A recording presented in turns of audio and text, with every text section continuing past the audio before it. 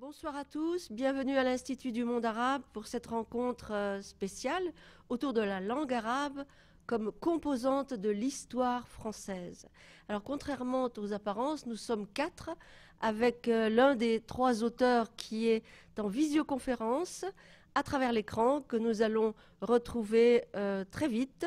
Nabil Wakim, bonsoir. Vous Bonsoir, êtes merci de avec nous, vous l'invitation. êtes l'auteur de L'arabe pour tous. Pourquoi ma langue est-elle taboue en France? Et nous reviendrons tout à l'heure vers vous après avoir présenté également Jean-Baptiste Brenet, qui est philosophe. Vous êtes journaliste au Monde, mais tout le monde le sait déjà. Philosophe arabisant, latiniste, professeur de philosophie à la Sorbonne, auteur de plusieurs ouvrages, notamment sur Averroès, et le dernier ouvrage s'intitule Robinson de Guadix. On y reviendra. Et enfin, l'hôte de la maison, le président de l'Institut du monde arabe, qu'on ne présente plus, 2 fois ministre de la Culture et de l'Éducation, et qui est également auteur d'un ouvrage paru en 2020 comme les deux autres, qui s'intitule La langue arabe, trésor de France. Donc nous allons voir tous ces livres qui ont malgré tout des résonances entre eux, bien que d'apparence très différents. Ils parlent tous d'apprentissage, de transmission, de rencontres, de rendez-vous manqués aussi, du rapport à l'autre, de la diversité, de l'unité et de l'universalité. Donc nous allons voir comment se conjuguent ces thèmes transversaux. D'abord, avec Nabil Wakim et son récit, dont il dit lui-même que c'est un récit intime, c'est la dimension personnelle, familiale, liée à l'immigration, à l'intégration, qui est mise en avant dans un questionnement identitaire. Alors vous allez nous parler un tout petit peu de ce qui vous a amené à écrire ce livre, de ce qu'il vous a apporté, de ce qu'il a peut-être changé en vous avec les réactions des lecteurs. Alors, bonsoir et puis merci beaucoup d'abord de cette invitation. Je suis désolé de ne pas être physiquement parmi vous, mais je suis là par l'esprit, par la magie de la visioconférence. Dans ce livre, j'essaye de raconter un parcours qui est à la fois intime, personnel, mais en même temps politique, euh, qui part de mon histoire personnelle. Je suis né au Liban et je suis venu en France quand j'avais 4 ans avec mes parents. Et l'arabe est donc ma langue maternelle. Mais quelque part entre mes 4 ans et mes 40 ans, eh bien, j'ai quelque part perdu l'arabe en cours de route. Et j'ai voulu m'interroger là-dessus, sur le fait de perdre cette langue maternelle et d'avoir du mal à la reconquérir. J'ai souvent essayé de reprendre des cours d'arabe et ça a souvent été difficile pour moi.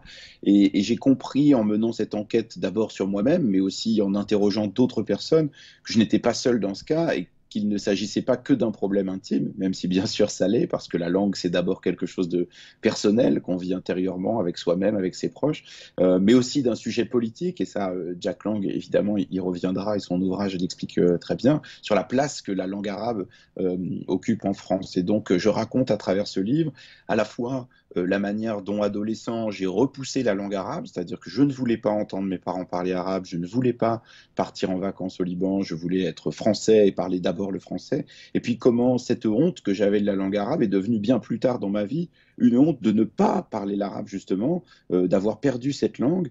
Et au moment notamment où je suis devenu père et où j'ai eu une fille, et où je me suis dit, ah bah, j'aimerais bien qu'elle parle l'arabe, où je me suis rendu compte qu'il était très difficile de transmettre une langue qu'on ne parle pas soi-même. Donc voilà, c'est un peu cette histoire que je raconte. Je suis heureux que le livre ait suscité beaucoup de réactions et j'en reçois encore aujourd'hui environ tous les jours. Je reçois une lettre ou deux de lectrices, de lecteurs. Beaucoup d'enfants comme moi issus de l'immigration qui sont devenus des parents issus de l'immigration, qui ont aujourd'hui des enfants, qui sont français et qui ont comme origine un pays du monde arabe, qu'il s'agisse du Maghreb ou du Machrek, et qui se posent cette question-là de savoir comment faire coexister cette langue française qu'ils aiment et qu'ils pratiquent avec cette langue arabe qui fait partie de leur patrimoine intime, culturel, et qu'ils ont envie de faire vivre pour eux-mêmes et aussi souvent pour leurs enfants. Merci. Effectivement, votre récit intime se double, s'est élargi jusqu'à être une enquête journalistique dans les milieux de l'enseignement de la langue arabe. Et c'est à ce titre, c'est très intéressant parce qu'on y rencontre beaucoup de personnages que vous avez. Il n'y a de langue, je pense, que traversière. Et s'il y a bien une langue qui a traversé, je voudrais que vous nous disiez un mot du destin incroyable de ce conte philosophique du XIIe, l'Europe des lettres du XVIIIe siècle. C'est quand même un destin incroyable que celui de ce livre de Hayy ibn Yaqzan. Oui, tout à fait. Le Robinson de Guadix donc, que j'ai écrit, c'est une adaptation, une traduction-adaptation, sous une forme un peu poétique ou théâtrale de ce texte de Ibn Tufayl, qui est un Andalou du XIIe siècle, qui a été un peu le mentor d'Averroès, qui est plus connu que lui. C'est le seul texte qui nous reste de lui. Et ce texte est très singulier parce que c'est un récit, c'est une sorte de conte philosophique qui mêle en fait philosophie, soufisme, métaphysique assez difficile, cosmologie. Donc il y a beaucoup de choses. Écologie, il y a un souci effectivement de la nature de la part du personnage. C'est un très beau texte qui est célèbre, qui raconte l'histoire d'un homme. Les deux hommes se rencontrent et le personnage premier ne parle encore aucune langue, l'aborde par le voile de la métaphore religieuse. Et notre philosophe décide de gagner l'île voisine pour tâcher de convertir à la philosophie par le biais d'un dévoilement du XIIe siècle, donc, va connaître un sort tout à fait singulier.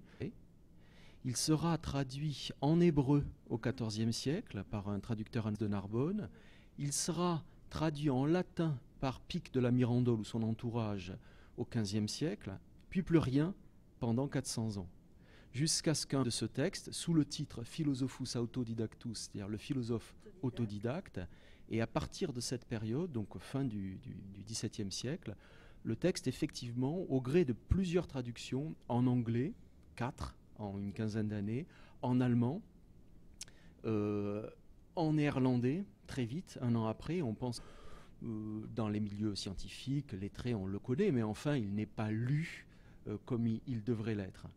Et donc c'est ce texte-là, pour sa beauté, pour sa puissance, pour sa singularité théorique, que j'ai souhaité rendre sous une autre forme, en prolongeant effectivement ce que vous avez noté, c'est-à-dire cette idée de translatio, pour user d'un terme latin, ou de transfert, qui est une notion clé du monde arabe, je crois, probablement de toutes les cultures, mais du monde arabe en particulier, très sensible à l'idée que le savoir a circulé. Ils ne se sont pas vus eux-mêmes comme seulement des passeurs, hein. Chaque culture a son génie propre et mérite d'être lu et travaillé pour ce génie-là. Mais les Arabes, les penseurs arabes qui m'intéressent, se sont inscrits dans une histoire commune où la rationalité circule et passe de langue en langue, du grec au syriaque, du syriaque à l'arabe, de l'arabe à l'hébreu, de l'arabe au latin. Et dans ce conte-là, on retrouve, appuyé d'ailleurs sur la métaphore de l'eau très présente, puisque le personnage ne cesse de circuler, prenant un navire pour gagner l'île et puis retournant, on trouve cette idée donc de circulation, et il me semble que cette notion-là est peut-être la notion la plus proche de ce que penser veut dire. Penser, effectivement, c'est circuler, c'est traverser, c'est céder du passage qu'autorise la langue d'une ère à une autre.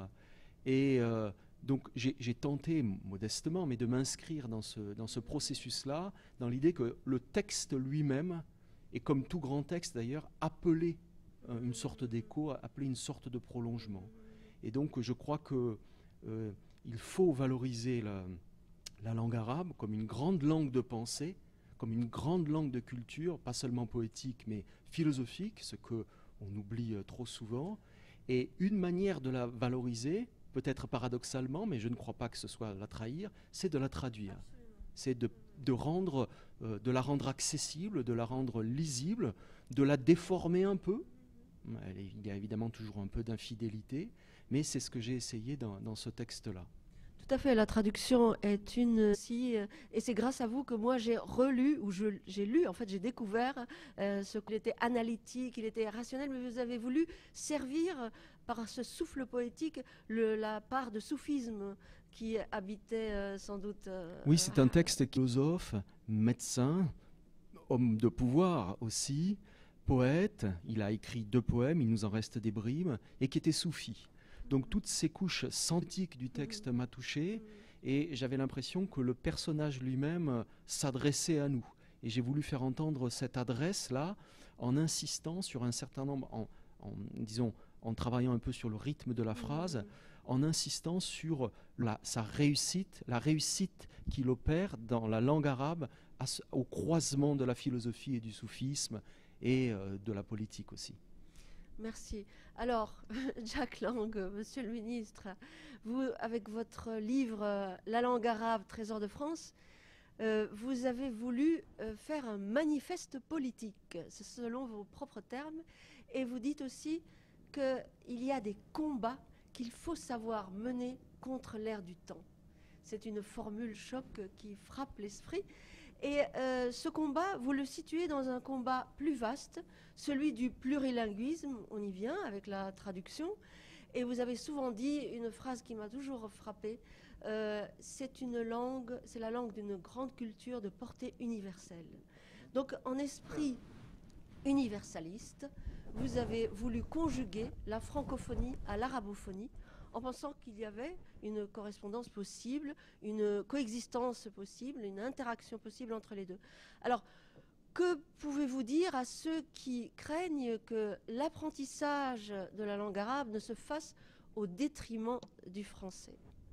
Bon, à l'instant, nous venons d'avoir une démonstration éblouissante de ce qu'est la langue arabe dans l'histoire et dans le présent.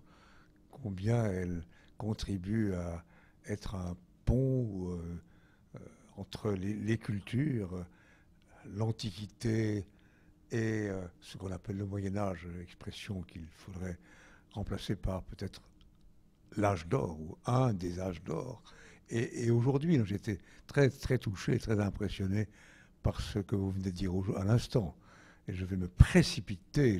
Malheureusement, je ne connaissais pas. Si, je connaissais cet auteur de réputation, mais je ne l'ai pas lu. Donc je vais dès ce soir le lire. Et merci beaucoup pour votre présence.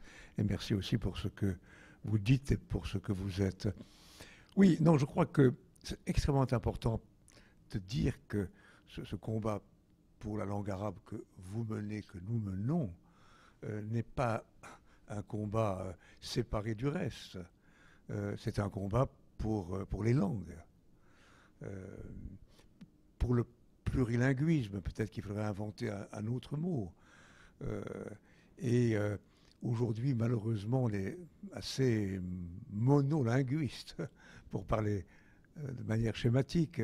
Et dans notre système d'enseignement, progressivement, j'ai tenté quand j'étais ministre de résister à cette tendance. Progressivement, on a laissé l'enseignement de langues universelles reculer. Je ne pense pas seulement à l'arabe, je pense à l'allemand, je pense à l'italien et même à l'espagnol, qui a eu une période de vogue. Et je pense qu'un pays comme la France, qui est un pays qui prétend être un pays de l'universalité, doit assurer cette diversité d'enseignement des langues. Si possible, dès le plus jeune âge, au moment où l'oreille est la plus musicale, par conséquent la plus accessible aux langues vivantes. Ce que je dis vaut aussi pour les langues anciennes. Je déplore, et je m'étais beaucoup bagarré en son temps avec Madame de Romilly, qui nous a disparu depuis quelques années, pour que l'apprentissage du grec, et c'est merveilleux que notre ami lui aussi, et du latin, c'est merveilleux que notre ami lui-même fasse ce lien entre les langues de l'Antiquité, entre guillemets, et les langues ultérieures. Donc voilà, c'est une conception autre de l'école, de l'enseignement, de l'université, qui a tendance parfois à se replier complètement sur une vision un peu étriquée. Alors, vous me posez la question, et oui, langue française, langue arabe, langue française, langue latine, langue française, langue grecque, même combat. Et dans la bêtise ambiante, parfois, on donne à penser que des élèves apprendraient moins bien ou moins durablement la langue nationale s'ils étaient invités à apprendre d'autres langues ancienne ou contemporaine. C'est le contraire, on le sait. C'est le contraire. Plus on a la chance d'apprendre des langues diverses, mieux l'on maîtrise sa propre langue par un jeu des parentés ou des différences. Voilà, c'est une démonstration qui n'est pas difficile à établir. Donc on a envie parfois de renverser la table. On a envie quelquefois de bousculer les choses. Pourquoi tant et tant de conservatisme? Pourquoi ce train-train éducatif? Vous dites dans votre livre justement que la France a un rapport ambivalent aux langues étrangères. Et vous ajoutez, ce n'est peut-être pas tant aux langues étrangères qu'elle a une position ambiguë, mais vis-à-vis du français. Et il y a là une tradition jacobine, il y a l'idéologie de l'État-nation qui a un peu sacralisé la langue et qui a lutté contre la diversité linguistique en France même. Oui, puisque vous évoquez l'histoire, si on parle de l'histoire de la langue française en France, on donne à penser que François Ier, qui était un grand roi constructeur et bâtisseur, aurait introduit la langue française dans un pays qui ne la pratiquait pas. Son ordonnance de Villers-Cotterêts ne porte que sur la langue administrative et surtout judiciaire. C'était un commencement. Bon. Et il a fallu attendre la Révolution française pour que la langue française soit, par le pouvoir politique, soutenue et encouragée. Alors, et en particulier, c'est un personnage que j'admire énormément, l'abbé Grégoire. L'abbé Grégoire qui a été d'une certaine manière Premier ministre de la Culture ou Premier ministre de l'Éducation, sans en avoir le titre, au moment de la Révolution française, qui s'est bagarré pour l'apprentissage de la langue française.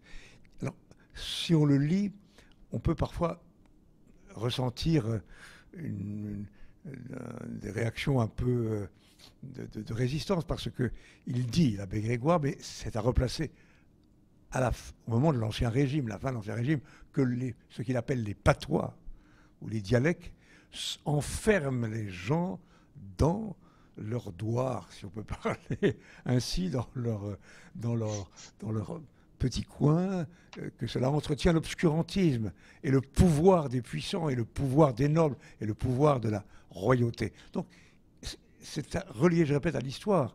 Pour lui, la langue française, c'est la langue de la liberté. Bon, il ne réussira pas vraiment. Il faudra attendre la Troisième République, alors qu'elle sera elle aussi atteinte du même mal, puisqu'elle a quand même, par l'apprentissage du français à l'école, une avancée considérable, l'école publique et gratuite, tout fait pour éradiquer, on peut dire, les parlers traditionnels. Et un peu plus tard, je me suis bagarré comme ministre de l'Éducation pour que ces parlers traditionnels soient pleinement réhabilités, le breton ou l'occitan ou d'autres. Bon, il y a toute une dialectique entre les langues assez intéressante à analyser. Tout à fait. Vous aviez été novateur aussi en introduisant les langues étrangères dès le primaire à l'école. Il y avait eu quelques tentatives avant, mais nous avions mis en place un système dans lequel, dès le CP, l'accès était donné à l'apprentissage précoce d'une langue. Je crois que nous avions retenu 6 langues. On ne peut pas les apprendre toutes sitôt. Et parmi ces 6 langues, il y avait la langue arabe. Et je dois dire que les équipes de l'éducation nationale, qui sont parfois décriées à tort, ont fait un travail magnifique à l'époque pour réaliser ce qu'ils appelaient des documents d'accompagnement pour les maîtres, absolument admirables, en langue allemande, en langue arabe, en langue italienne, etc. Et je déplore que ceci ait été abandonné. Tout à fait. En fait, l'éducation nationale, vous y avez consacré tout un chapitre, Nabil Hakim, avec une enquête très fouillée, des interviews d'enseignants, d'inspecteurs. on a tendance à l'accabler alors que le paysage est très disparate et qu'il y a des recteurs qui sont très favorables à l'enseignement de la langue arabe. Si dans le collège et dans le secondaire, il est en recul depuis une trentaine d'années, comme vous dites, il est quand même en progression dans l'enseignement supérieur. Et est-ce qu'il n'y a pas d'autres responsabilités que celle de l'éducation nationale? Est-ce que ce n'est pas un phénomène de société qui est plus marqué aujourd'hui pour des raisons à la fois de contexte géopolitique, mais aussi de tendance à l'amalgame, avec des stéréotypes qui sont, dans le meilleur des cas, innocemment transmis et dans le pire des cas exploités pour des raisons électoralistes. Donc l'éducation nationale, oui, mais la responsabilité est celle même de l'intelligentsia, celle des médias aussi, vous qui êtes journaliste, dites-nous. Bien sûr, c'est un sujet très vaste qui va bien au-delà de la seule question de l'éducation nationale. Simplement, il y a quand même une responsabilité, bien sûr, du milieu éducatif, et Jack Lang le souligne très bien dans ses mots et aussi dans son ouvrage, c'est-à-dire que il y a une question quand même de volonté politique à un moment donné de la part de ministre de l'Éducation nationale. Jack Lang l'a montré quand lui était ministre. Najat Vallaud-Belkacem, quand elle était ministre, a également essayé de pousser en ce sens, et on voit bien que quand des ministres veulent ouvrir des postes d'enseignants au CAPES, à l'agrégation, eh bien c'est possible. Quand ils peuvent envoyer des instructions au recteur pour soutenir des ouvertures de classe, eh bien là, il y a des choses qui se passent. Simplement, c'est vrai qu'il ne s'agit pas simplement que de cela. On voit bien que l'éducation nationale, évidemment, elle est à l'image des débats qui se passent dans la société, et donc elle n'est pas dans une bulle. Et évidemment, les amalgames, les stéréotypes, la mauvaise réputation qu'a la langue arabe, les amalgames qui sont faits entre la langue arabe et l'islam, entre l'islam et le fondamentalisme, tout ça, évidemment, trouve des échos dans l'éducation nationale. Je dois dire toutefois que, en écrivant ce livre, j'ai été déçu, parfois choqué, de voir comment certains enseignants ou certains chefs d'établissement jouaient avec cette question-là, eux-mêmes de manière très politique, et sans se préoccuper justement de la question de l'enseignement des langues vivantes. Et donc, c'est vrai que tout ça est un problème beaucoup plus large. Et je crois que ce que disait Jean-Baptiste Brenet est très important, c'est-à-dire que la question de traduire des textes arabes, faire connaître la langue arabe pour ce qu'elle est, c'est-à-dire aussi une langue de culture, une langue de philosophie, et ça marche pour les livres, ça marche bien évidemment pour la musique, pour les films, pour toute la culture venue du monde arabe. Tout ça, c'est très important, et ça peut aussi aider dans le débat français à décrisper ces questions-là, arrêter de les centrer de manière systématique sur la question du fondamentalisme et de l'islam politique, mais plutôt de se préoccuper de la beauté de cette langue, de sa richesse, et de sa richesse y compris en France, puisque comme le disait Jack Lang, c'est une langue qui est présente en France depuis fort longtemps et qui est aujourd'hui malheureusement sous-exploitée. Tout à fait. Dans son livre, Jack Lang dit que la langue arabe n'est pas l'apanage des hommes de religion. La différence entre musulmans et arabes, parce qu'il y a beaucoup de musulmans arabes qui ne sont pas interviewés, mais il faudrait aussi peut-être faire la différence entre islam comme religion et islam comme civilisation arabo-musulmane qui dépasse la religion. Certes, l'arabe est aussi la langue du Coran, mais cette langue thématique, que sais-je, et qui aujourd'hui est aussi venue à nous après une expurgée à tout prix de tout lien avec l'islam, elle est en lien avec toutes les religions, puisqu'il y a eu de grands penseurs, vous citiez Maïmonide tout à l'heure, grand penseur juif, qui a écrit l'un des plus beaux textes, des plus grands textes de la pensée judaïque en arabe, Maïmonide. Donc il y a toutes les ethnies, toutes les nationalités. Si vous pouviez nous dire un mot sur ce... Je peux vous en dire plusieurs, mais je vous donne déjà une chose, c'est que quand j'enseigne la philosophie arabe, et je dis toujours pour commencer que j'appelle arabe, enfin je prends le terme arabe au sens linguistique. C'est-à-dire que la philosophie arabe, c'est la philosophie qui s'écrit et qui se pense en arabe, qui qu'on soit, d'où qu'on vienne, etc. Donc ça brouille tout de suite les lignes. Et c'est fondamental de le faire. Le cas de Maïmonide est fascinant de ce point de vue parce que, d'une certaine manière, il entre complètement dans l'histoire de la philosophie arabe. D'une certaine manière, il n'y a pas qu'une chose à dire, bien sûr. Il ne s'agit pas d'écraser les penseurs, de les réduire à ceci ou cela. Mais enfin, c'est une chose. Autre élément qui va complètement dans le sens de ce que vous dites, pour ce qui concerne, pour reprendre ce qu'a dit Jack Lang, l'âge d'or, l'âge classique de la philosophie qui m'intéresse. On a tendance, quand on n'ouvre pas les textes, à réduire, à ne voir dans les textes de philosophie arabe que des exégèses du Coran, mais absolument pas. La plupart des penseurs que j'appelle arabes et que j'enseigne en arabe, ces penseurs-là ne se soucient pas sans cesse de commenter le Coran. Il y a des exégèses coraniques fascinantes, extraordinaires, d'une beauté, d'une profondeur remarquable, mais il y a de l'astronomie, il y a des mathématiques, il y a de la science politique, il y a de la morale, il y a de la psychologie, et vous pouvez lire des centaines de pages sublimes de penseurs arabes où il ne sera pas une seule fois fait référence au Coran. Pour autant, tout cela s'inscrit dans un contexte islamique incontestable, et qui n'est pas d'ailleurs quelque chose que critiquent forcément les auteurs, absolument pas.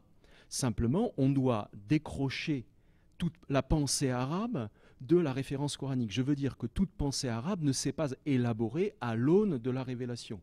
Évidemment, l'islam est là, la religion est là. Encore une fois, tous les penseurs ne sont pas des penseurs critiques de la religion, mais ils font aussi autre chose que de l'exégèse. Et ils méritent d'être lus pour ça. Malheureusement, notre modernité a tendance à ne voir dans l'arabe quasiment que, si je puis dire, c'est affreux à dire, mais que dans l'écriture arabe, qu'un tract politique ou qu'un slogan agressif. Non, l'arabe c'est une langue, on l'a dit, on l'a répété, nous sommes tous d'accord sur cela, c'est une langue de pensée, c'est une langue de culture. Et ce n'est pas une langue de religion seulement, même si, comme pour toutes les religions, l'islam a fécondé aussi, évidemment, le lexique et la pensée arabe, mais aucune pensée, dans sa liberté, dans sa beauté, ne se réduit à telle ou telle source religieuse. Et donc ça, on le voit quand on s'ouvre à cette culture-là, et je crois qu'il est très important, c'est vraiment l'une de nos responsabilités, de rendre cela sensible, c'est-à-dire de permettre aux gens de voir de l'arabe écrit, de le voir écrit et traduit, de le rendre accessible, je dis même financièrement, à bas prix, qu'on puisse acheter des textes en version bilingue, et aller voir, aller mettre son nez dans ces textes-là et se rendre compte qu'il s'agit de poésie, qu'il s'agit de conduite politique, qu'il s'agit d'intelligence, de rapport au corps, qu'il s'agit de désir, autant de thèmes qu'on a tendance à oublier compte tenu de la modernité que nous subissons parfois. Tout à fait, la poésie pré-islamique, mais islamique aussi, a eu une influence sur l'amour courtois du Moyen-Âge, de la Renaissance, etc. Nabil Wakim a une formule très amusante pour décrire cet effroi qui veut à tout prix faire des amalgames, c'est les islamo-stressés. J'aime beaucoup cette expression. Les islamo-stressés, ils voient l'islam partout comme un danger, alors que certes, dans l'espace public, il ne faut pas faire profession de religion et qu'il faut une neutralité de l'État, mais après, on peut penser ce qu'on veut et on peut apprendre la langue avec toutes ses composantes, avec une certaine liberté d'esprit. Finalement, ce que vous êtes parle aussi fort que ce que vous écrivez, parce que ce que vous dites, parce que en tant que Libanais chrétien, moi j'étais ravie que ce soit un Libanais chrétien qui sorte ce livre pour dire que arrêtez d'être islamo-stressé. Oui, c'est-à-dire que le débat français est caricatural globalement sur les questions de l'immigration et de l'intégration, et la langue arabe n'est si j'ose dire, qu'un outil pour certains responsables politiques, parfois dans le débat, qui l'utilisent pour agiter une peur, souvent à des fins électorales ou à des fins de marketing électoral ou simplement commercial pour pouvoir vendre des livres ou faire de bonnes audiences de télévision. Et je crois que c'est infiniment dommage, c'est-à-dire c'est infiniment dommage pour toutes les raisons qu'on a dit là, mais je crois qu'il faut ajouter quelque chose à ce que dit Jean-Baptiste Brunet qui est très important. Ce qu'il dit est très important, parce qu'il y a un écho de tout ça, y compris chez les familles et les personnes qui sont d'origine du monde arabe et qui aujourd'hui aujourd'hui vivent en France, qui méconnaissent cet héritage-là, qui méconnaissent cette partie de la culture, de la philosophie venue du monde arabe, parce que ces textes n'existent pas ou que quand ils existent, ils ne sont pas nécessairement valorisés. Or, je crois que c'est très important parce que, et d'ailleurs l'Institut du monde arabe le montre bien, quand des enfants qui, comme moi, sont issus de l'immigration venue du monde arabe, se rendent à l'Institut du monde arabe, ils découvrent aussi une partie de ce patrimoine commun qu'ont la France et le monde arabe, et parfois ils ne le connaissent pas bien. Et je crois que ce travail pour lequel plaide Jean-Baptiste Brunet de dire il faut traduire ces textes, il faut les diffuser, est vraiment très important parce que c'est comme ça aussi que la vision qu'ont un certain nombre de gens en France, et y compris des enfants d'immigrés, cette vision qu'ils ont de la langue arabe pourra s'améliorer et que du coup la nature du débat pourra changer. On est là sur du long terme, si j'ose dire malheureusement, parce que la nature du débat aujourd'hui est extrêmement polarisée, extrêmement crispée. Quand on entend un ancien ministre de l'Éducation nationale comme Luc Ferry dire que l'enseignement de l'arabe va former directement des terroristes à l'école, on croit rêver, c'est-à-dire on est vraiment à un niveau de caricature qui est évidemment insupportable, mais qui rend aussi le débat impossible pour un certain nombre de gens. Tout à fait. L'ignorance, c'est ça qu'il faut combattre en fait. Et c'est Averroès qui disait, je crois, l'ignorance mène à la peur mène à la haine, et la haine conduit à la violence. Donc, dans tous les camps, où qu'ils soient, où qu'elle soit, l'ignorance est vraiment à combattre. Et c'est par la transmission de ces textes, de la langue, de toutes les langues, qu'on peut arriver à limiter cette ignorance pour rendre des motifs de fierté à cette composante de la population française qui est arabo-descendante, et que finalement, dans notre éducation, cette part de la philosophie arabe, elle est occultée, elle est assez facilement, on passe finalement d'une époque à une autre époque en sautant par-dessus tout l'âge d'or de la pensée arabe. Et on l'a pas. Un de vos confrères philosophes, enseignant de philosophie, Ali Ben Makhlouf, disait qu'il y avait une occultation de la philosophie en langue arabe. Et lui, il voit même une preuve du succès, de l'influence de la pensée arabe sur la Renaissance par son anonymisation même, par son occultation. C'est un peu fin et subtil comme raisonnement, mais je crois que dans l'enseignement de l'histoire aussi, il y a des choses à faire. Oui, absolument. Il faudrait, pour le dire très simplement, changer nos bibliothèques. C'est-à-dire qu'il y a un trou, il y a un manque dans nos bibliothèques. Il faut cesser de passer de Plotin, si vous voulez, à Montaigne ou Descartes. Exactement. Donc il y a là un manque qu'il faut absolument combler. Et j'espère que dans quelques années, il sera aussi facile de trouver dans la bibliothèque de n'importe qui un texte arabe traduit que de trouver Kant ou Platon. Parce que le monde arabe, la pensée arabe a ces génies de la rationalité que j'appelle commune et qui méritent de figurer sur tous les étalages au même titre que les autres penseurs. C'est une anomalie impossible. Il est vrai, Ali Ben Makhlouf n'a pas tort de parler du succès et dont l'anonymat serait le signe. C'est en partie vrai. Et il reste que nous les ignorons. Nous les ignorons parce qu'on l'a dit, on l'a répété, c'est-à-dire que nous n'avons pas encore trouvé tous les manuscrits, tous les textes, nous ne les avons pas édités, nous ne les avons pas traduits, nous ne les avons pas commentés. Nous sommes de ce point de vue très en retard par rapport à toutes les autres champs. Donc il faut combler ce manque, et il faut le combler d'autant plus que, pour aller dans le sens de ce que vous disiez il y a un instant, ces philosophies-là sont des philosophies de l'intelligence. C'est-à-dire le maître mot de tous les penseurs arabes, c'est l'intellect. L'homme, c'est l'intellect. Être homme, c'est faire œuvre d'intelligence, c'est faire œuvre de rationalité. Il n'y a de salut que pour l'homme, mais pas individuellement, collectivement. Il n'y a de salut pour l'humanité que dans la mise en œuvre de l'intelligence. Il me semble que c'est un message qui mérite d'être entendu, compris, diffusé. Tout à fait. L'humanisme n'est pas simplement celui de la Renaissance. Il s'est abreuvé à d'autres humanismes avant lui, et il est universaliste. Monsieur le Président, est-ce que ça a toujours été ainsi, cette hostilité, cette agressivité ou cette peur? Est-ce que... par vos souvenirs, vous avez le sentiment qu'il y a toujours eu ce chiffon rouge avec la même je n'ai pas Quand vous étiez ministre de l'Éducation, est-ce qu'il y avait cette levée de bouclier chaque fois qu'on parlait de langue arabe? Non, parce que moi j'estime qu'on n'a pas à suivre la dernière mode qui passe, le dernier chien qui passe. Je veux dire qu'il y a trop d'hommes politiques qui suivent alors de plus en plus aujourd'hui avec ces réseaux abominables, Les réseaux sociaux. qui suivent le quand dira-t-on.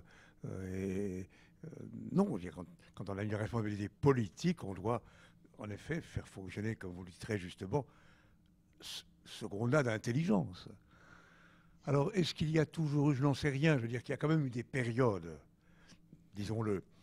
Je suis assez optimiste par tempérament, vous le savez. Oui, c'est bien. Il y a eu des périodes quand même, ça ne concernait pas spécialement la langue arabe, des périodes où, dans ce pays où nous sommes, en France, il y a eu des réactions, un sentiment, disons, assez anti-arabe, disons-le.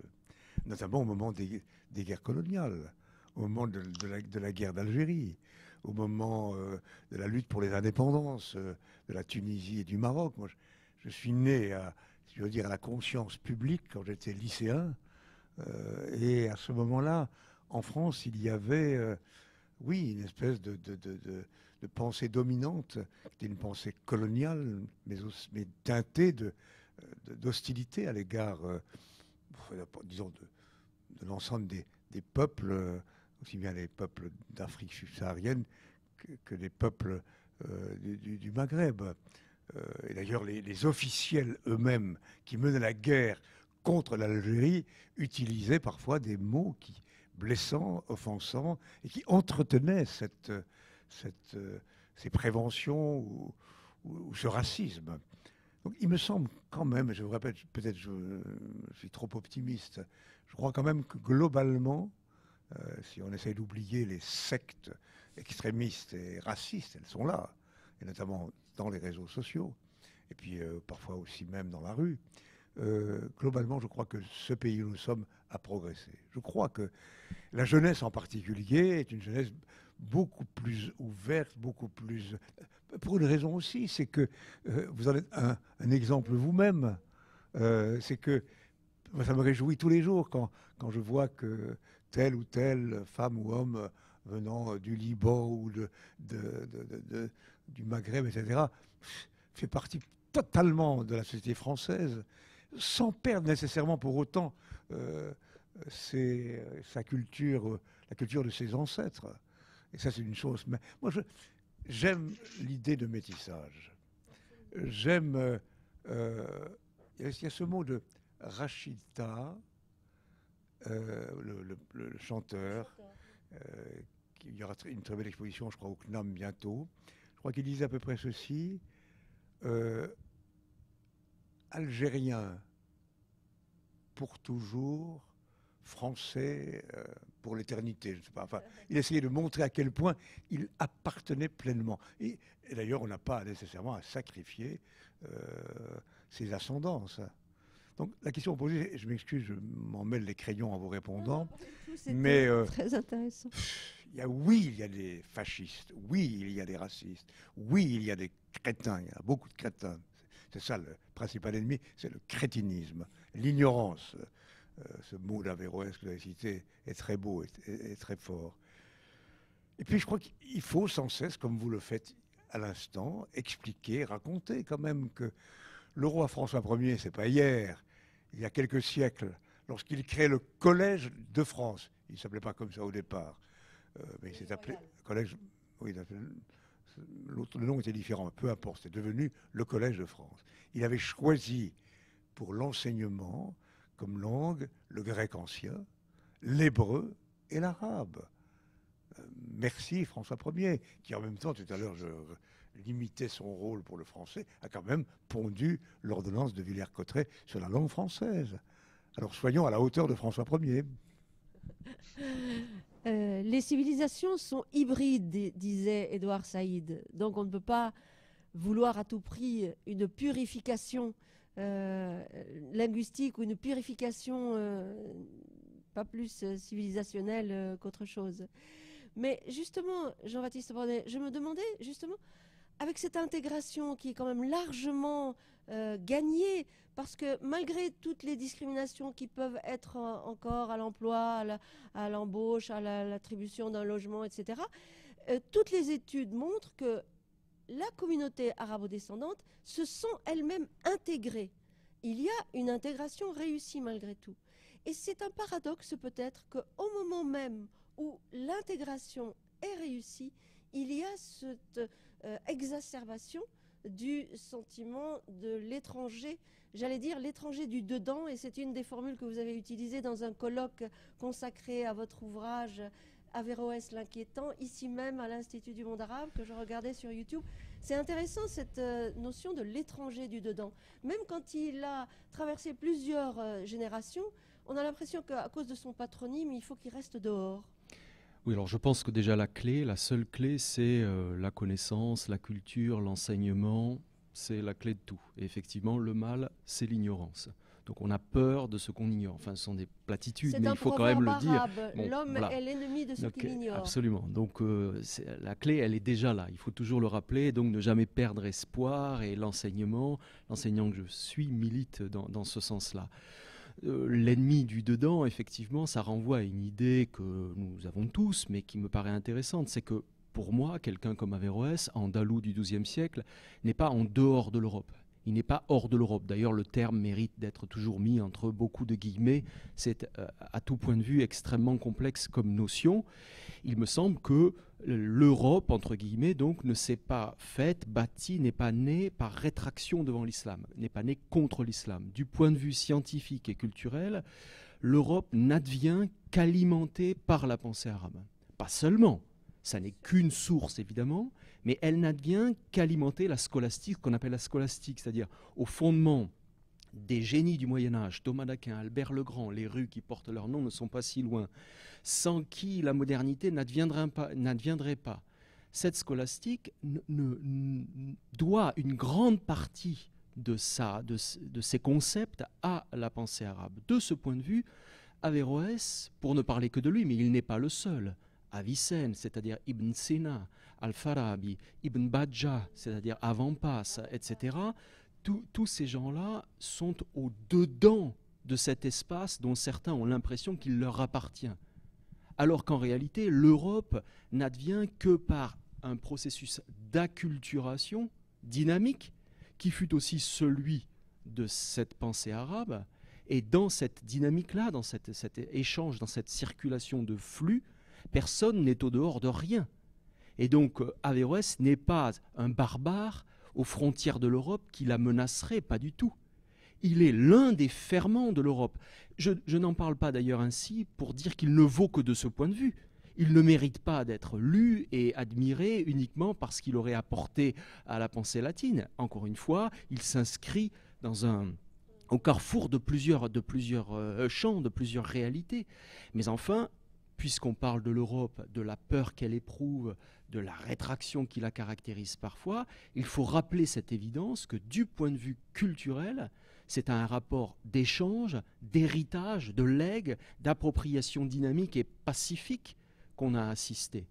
Donc c'est cela qu'on doit sans cesse rappeler, et je dis rappeler, mais en vérité, enfin, si c'est un peu triste, parce que parfois je lis des textes du XVIIIe siècle où certains bons esprits se plaignent déjà d'avoir à dire cela. Et plusieurs siècles plus tard, nous en sommes encore là. Bon, mais peu importe, luttons, bataillons pacifiquement, enseignons, éditons, traduisons, et effectivement, nous avons des raisons d'être optimistes. Je vais vous donner, pour terminer, une petite anecdote qui va dans le sens de ce que Jack Lang a dit. J'ai beaucoup travaillé il y a une vingtaine d'années sur un auteur français, des Ardennes, d'une ville qui s'appelait Gendun, et qui est considéré au Moyen-Âge comme le plus grand lecteur latin d'Averroès. Donc un peu le prince français des avéroïstes. Et cet homme-là a été très critiqué par un autre latin à la Renaissance qui s'appelait Nifo, qui était un Italien, et qui dit au fond, je n'aime pas cet homme, ce Français-là, qui lit un peu trop Averroès, parce que, dit-il en latin, il est nec arabs, nec latinus, c'est-à-dire il n'est ni arabe ni latin. Eh bien moi j'aime beaucoup ça. Je n'y vois pas un défaut. Je ne suis ni arabe ni latin et cet entre-deux me va très bien. Il me semble que c'est ce métissage dont parlait Jack Lang que l'on doit valoriser et personne n'est ni ceci ni cela. Nous sommes dans la traversée, nous sommes des passeurs entre les rives. Je suis marseillais, j'ai grandi autour de la Méditerranée et c'est comme ça que je vois la culture. Nabil Wakim, vous qui êtes un Français qui a été rattrapé par son arabité, comme vous dites, parce que j'ai beau avoir voulu montrer patte blanche, être encore plus français que les Français, les battre au Scrabble si je pouvais, eh bien, on me renvoyait finalement mon image d'arabe. Donc vous êtes à la fois français et arabe. Absolument. Et je dois dire que ce qui me fait beaucoup de bien depuis la sortie du livre, c'est effectivement de recevoir tous ces courriers de gens qui sont un peu comme moi, c'est-à-dire qui sont issus de l'immigration, mais qui très souvent sont nés en France et qui aujourd'hui occupent des emplois dans des grandes entreprises, dans l'administration, sont devenus journalistes, chercheurs, chercheuses, etc. Et qui essayent de trouver un équilibre entre ces différentes identités sans vouloir en refuser aucune et en embrassant pleinement et leur identité arabe et leurs identités parfois multiples, parce qu'on peut être bien sûr Absolument. algérien et parler l'arabe et d'être d'une famille kabyle, par exemple, Absolument. et en même temps être pleinement français. Et ça, je pense que c'est vraiment intéressant parce que même si je suis comme Jack Lang, un indécrottable optimiste, je me suis rendu compte en écrivant ce livre que pour moi-même et pour d'autres, il y avait eu cette idée que le prix de l'intégration, le prix à payer en France pour l'intégration pour un certain nombre d'enfants issus de l'immigration venue du monde arabe, c'était de renoncer à cette partie de nous. C'était de renoncer à la langue arabe, c'était de renoncer à ce patrimoine culturel commun. Et je crois qu'aujourd'hui, on entre dans un moment dans lequel un certain nombre de gens se disent, y compris des gens plus jeunes que moi, bien plus jeunes que moi, qui ont aujourd'hui 18, 20 ans, 25 ans, se disent mais non, je peux avoir les deux, je peux montrer que je suis les deux et en être fier. Et comme le disait Jack Lang, d'une certaine manière, les débats polarisés, islamo-stressés sur ces sujets-là, ben, quelque part, c'est l'écume. Ce qui se passe au fond dans la société française, c'est du métissage. Ce sont des histoires de couples mixtes, ce sont des histoires de gens qui travaillent ensemble, qui se découvrent les uns les autres, qui font des fêtes de famille avec des gens qui viennent de plein d'endroits du monde et qui partagent des gastronomies venues de plein d'endroits du monde. Et je crois que c'est là-dessus qu'on va aussi pouvoir faire progresser cette bataille pour la culture, la civilisation, l'éducation contre l'ignorance et le crétinisme dont parlait Jack Lang. Monsieur le Président, on va terminer là-dessus, sur cet optimisme, sur le rôle de l'Institut que vous dirigez, qui fait œuvre de salut public, finalement, de salubrité publique, pour ouvrir les gens. En tout cas, merci. Parce que ce que vous venez de dire à l'instant est très beau, très très beau. Et vous aussi, vraiment, cette rencontre que vous animez remarquablement, Dada Yafi, me fait chaud au cœur. Je veux dire que je suis très très heureux d'entendre ce que j'entends. Et j'aimerais que ce que vous dites, messieurs et madame, soit propagé un peu partout dans le pays, qu'on entende ce langage-là plus souvent dans les médias petits et grands. Et comment dire, il faut vraiment faire percevoir, comme vous l'avez dit à l'instant, que nous avons la chance, dans ce pays où nous sommes, de bénéficier de trésors innombrables. Le trésor de la culture ancienne, classique, le trésor de la culture arabe, de la langue arabe, et tant d'autres, sans compter tous les apports italiens, polonais et le reste. Satouf, l'auteur de Bande dessinée, disait, j'espère ne pas le trahir, dans une émission récemment, la France est un chef-d'œuvre en ce sens qu'elle est, disait-il, un creuset qui précisément permet, parfois ça prend du temps, non pas d'assimiler, mais d'enrichir, de féconder la culture, notre culture commune. Et ces multiples affluents, c'est chaque fois une richesse incroyable. Donc moi je rêve comme vous, pour reprendre les mots de Mandela, d'une France arc-en-ciel. Elle l'est de plus en plus, contrairement à ce que racontent ceux qui ont la parole le plus fréquemment. Voilà. Alors, l'ami Jacques Berck, je ne sais pas s'il est en odeur de sainteté aujourd'hui, parmi les islamologues ou les spécialiste du monde arabe, mais j'ai eu le bonheur de le fréquenter beaucoup à une époque, autour des Andalousies. Mais prenons les mots dans le sens qu'ils peuvent avoir